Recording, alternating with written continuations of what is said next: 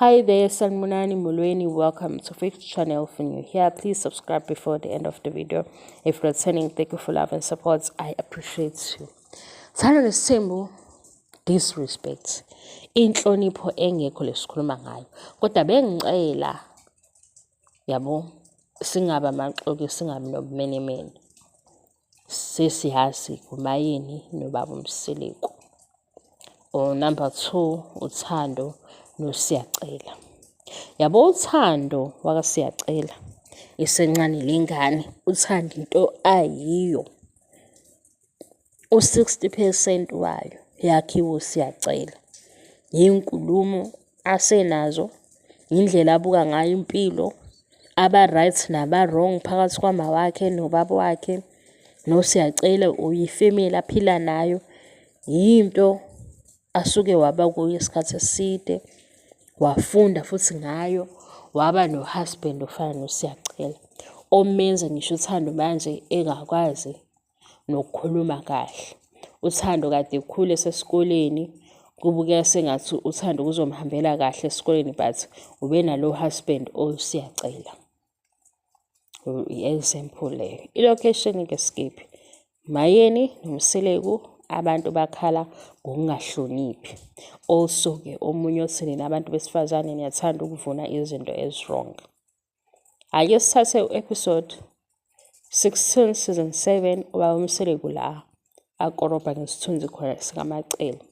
Isizathu uMacele akahambanga nabo bephumile bewumndeni, and la bahambe khona ayikho into abasuke bayikhuluma ejulile ethinta umndeni, nesingathi-ke uMacele ukube ubengekho usale ku-1 2 3.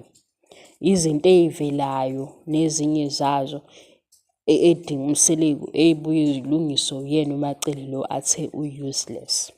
Igama lokuthi iposition yaMacele izoba useless ifike noMsileko uzofana nefurniture unenhliziyo embi. Ifurniture-ke into ehlala endlini, osofa, iy'tulo, noma-ke ihlukene okunye kuba nomsebenzi wakhona njenge-fridge, kufaka ukudla phakathi yabo, kodwa nje into yasendlini kanjalo, like into nje esetshenziswayo. Yabo uma ufanisa umuntu ne-furniture angazi ukuthi usuke umbuka kanjani. Yabo lo husband engikhuluma ngaye ukuthi wakhuluma kanje ku-episode 16 season 7, yena husband kaMayeni noMakhumalo noMangwabi noMacele owakhuluma la magama. Into engifuna ukuyazi ukuthi wena wathini ku-season 7 uma ekhulume kanje, before sizolalela ukuthi uthi-ke umqondo wakhe wawulele kutheni makuthi kwakuyinkulumo ecashile. Kodwa kule nkulumo ecashile uMacele wayengahambanga, le yonke into ayishoyo isukela kutheni uMacele akahambanga. Into abafike bayenza laphaya ababeye khona babelalela i-sex tape yaMpumelelo noQueen Luli. Angazi ukuthi ubani owayivula, kodwa babehleka leyo nto, into eyaba khona laba behambile, izinto phela uMacele aphuthelwa yizona. Number 2, uMangwabe wayenqaba ukuthi ethi uMsileko akathinti i-Black Forest yakhe, into ezenzeka laphaya uMacele aphuthelwa yizona.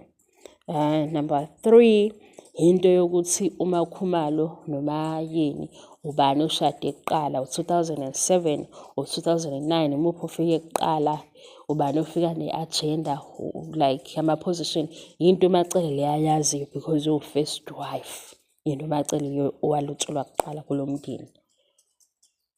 Ayikho into esindayo eyenzeka uMacele waphuthelwa yona ukuze mhlambe adeserve ukukhulunywa kabi yilo baba wala ekhaya.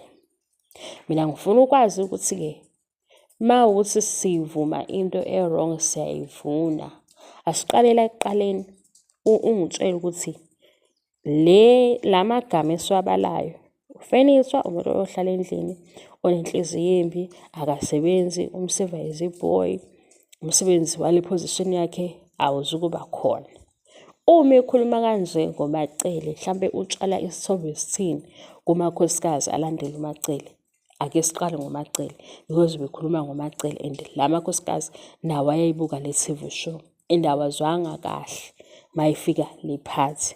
Ingabe utshale isithombe sokuthi abamhloniphe uMacele if ukuhlonipha umamkhulu kubalulekile ngingasho ukuthi bayamkweleta. Cho.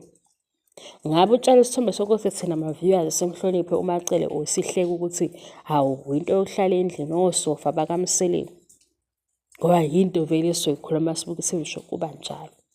Why ungakuboni ungahloniphi uma kwenziwa ubaba uMseleku? Ingoba okwakhe kunemali phakathi mase ungahloniphi ukubona mase kwenziwa uMayeni.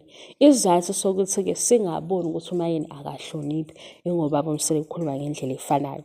And into esiyibukayo mhlambe uma kuwukuthi indlela ubaba uMseleku akhuluma ngayo leyo kungahloniphi yenza ukuthi i-message izwakale. Sicabanga ukuthi uMayeni naye wenza into ezwakalayo kuMseleku because iyona understanding yakhe leyo ukuthi uma elungisa iphutha uzolilungisa ngokungahloniphi. Kumele kube ne-tone ethile, kumele kube namagama athile. Kusho ukuthi i-message iba strong, izwakala. uMayeni wenza into efanayo. Nengikwaziyo-ke ngokucabanga akusukeleki kodwa umuntu vele ukhulume kabi naye akusukeleki. Kodwa uma usuwazi ukuthi uzwa ngoba ukhuluma kanje, ileyo nto-ke esetshenziswa kulo emsebenzelayo. Because asikhulumi lana ngokuthi bebekhuluma ngezinto ezinhle wase esuka-ke wamsukela. Okokuqala nje nginike umqondo ukuthi yini ehlekisa ngokuthi ingane yakho yayigula, ukuze sibathathe-ke serious njengoba nabo bathatha serious and singaphinde sivume into e-wrong kodwa siqale ekuqaleni. Bese ngithi-ke uThathu siyacela, uThathu Thando. Into eyenza uThando ecasule abantu indlela uSiyacela asishintshe ngayo uThando. uThando wenzani wayibeka emuva ngenxa yale ngane. Uyozishadela le ngane encane angazi ukuthi watshela ukuthini. But uThando akasahloniphi. Yini eyenza uThando engasahloniphi? Because uThando ekuqaleni besimbona ukuthi hawu yazi kusayingane lokhu kuyasithiza kuzokhula. Uhlale noSiyacela isikhathi eside. And uzazwakale kuSiyacela fanele akhulume njengaye. Ngingayichaza ngithini lento? Yabona? Ngiyaxolisa ukuthi ngisebenzise umntwana or umuntu ospecial. Kunendlela ocommunicate ngayo naloyo muntu ukuze akuzwe. Angeke umuntu ohloniphayo ukhulume naye ngokungahloniphi futhi ubumtshela izinto ezibalekile njengalezi ze-support edingakalayo kubaba, njengaleye father figure okufanele ngabe emqondweni wakhe useyazi ukuthi into ebaluleke kangakanani. Kodwa umuntu ongahloniphi ngicabanga ukuthi indlela ayizwayo yena kuqala, because angeke uvele ubuke umuntu nje masuthi kufanele ngikhulume naye kanje. Mase-ke sibuye entweni eshiwo-ke uMahini. Njengoba uMacele wathola amagama afana, angithi sikhuluma nge-name calling or whatever you call it in English, leyo ukuthi ukubizana ngamagama sengathi kuyathukana. uMacele wathola amagama ngokuba absent behambile. uMayeni-ke angakanani amagama mhlambe akhulunyiwe. Nawe ngeke uze u-assume, ngeke uze ucabanga, kodwa sikwazi ukuthi ukhuluma amanga. Why? uMacele ngokungahambi waqala lapho waba yifinisher, waba useless, akasawusupport lo mndeni, kunezinto ayimisile. Kade before silalela ukuthi hawu uMacele nje uyena osupportive kakhulu kuyona yonke lento, and naye siyibuza ukuthi hawu le support yakhe ingoba efuna ukuzenza muhle yini kakhulu, because ezinye izinto kufanele athi no. Kodwa lokhu umbono wethu njengama-viewers. Mina into engahambisani naye umuntu oyi-hypocrite, umuntu onobuxoki, onobumenemene, onobu-pick me mentality, ukuthi wena sizothi lo baba ofanayo amagama uwagcine kuMacele kuphela kade engahambanga ngo-trip. Utheni kuMayeni ukuze kuthiwe lo mfana lo baba ofanayo oney'nkinga, oney'ngane eziney'nkinga, ushada abanye abancane kuney'ngane zakhe? Lo mfana angisho ukuthi ku-right, kodwa angifuni ukubone u-wrong mase kwelinye iside ungawuboni. Angifuni nje leyo nto leyo, ukhohlwe sofuthi nje njengesidomi, sikhohlwe esikoleni. sikhohle sizamile. Ngiyaxolisa ukuthi ngisebenzise lawo magama lawo because uyangicika.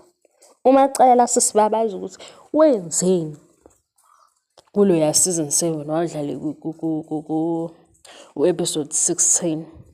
Sabuza ukuthi abalandeli bale show bazomhlonipha kanjani uMacele uma amagama nje ekhulunywe uhusband wakhe. Manje sekufanele sizwe ubuhlungu obungaphezulu kweza because uMayeni ukhuluma amagama alumlayo. Sicabanga ukuthi iyona nto ayizwayo. Siyacabanga ukuthi shuthi kuzwakala makukhulunywa kanje naye ngezinto akufanele ukuthi azenze. Ngingakubalela izinto abafike bazenza uMacele engekho ezingakhombisi ukuthi waphuthelwa into enkulu. Akakwazi ukuthi uzofike undermine amakhosikazi akhe ku-TV akhulume ngendlela athanda ngayo base usihla kukhona unkosikazi omnika lento ayinika amanye amakhosikazi mase sithi siyayibona because yenziwe unkosikazi asiyiboni bayenziwe baba lekhaya. Hayibo, ngeke sibe manipulative njengaye nawe othi wena hawu ikhuze nale enye. Kodwa-ke ngixoxele asikho isithunzi esithengwa imali, ayikho inhlonipho ethengwa imali. Izenzo zakho nendlela oyiphatha ngayo nobuka ngayo abanye abantu nokukhuluma ngayo nabanye abantu kuba njalo-ke. Futhi akwenzeki ukuthi uzothi ngiyindoda yomZulu ngihlonipha amasiko mase sivele sikuhloniphe nje kalula kanjalo. Sengiyaxoxela. Nakho futhi lokho kuyabadina abanye abantu ukuthi uqhakambise ukuthi uyindoda yomZulu mase uyamosha. Why uqhakambise ukuthi uyindoda yomZulu kodwa ubumosha izinto? Ubuphambanisa izinto. Zenzele nje into yakho ubosomabhizinisi akunankinga. Osomabhizinisi-ke vele waba nawo amabhizinisi akho nje lelo gama nawe usulithwele. Lelo ukuthi ngiyindoda yomZulu kodwa ziningi izinto ey'moshwayo ezinye ezehlisa ngisho isithunzi. Sesiyolalela phela ngoba nakho sithemba ukuthi ikhona indawana esizofunda kuyo ngawo. Kanti nje kuyayifanele ingane kaNende engeke ize iphele because ifaka imali. And le yenhlonipho ayithengwa ngemali inhlonipho. Inhlonipho nesithunzi akwakhiwa imali, kwakhiwa indlela oziphatha ngayo. Imali siya-add. Mhlawumbe imali isizwa khona ekutheni izwi lakho lizwakale kangcono ngoba yingakho sibona abanye bebona ukuthi uMayeni ongahloniphi. Mhlawumbe ngale bafihlwe imali. Imali yenza bebone ngathi inhlonipho ikhona. Angiyivali le video. Bye.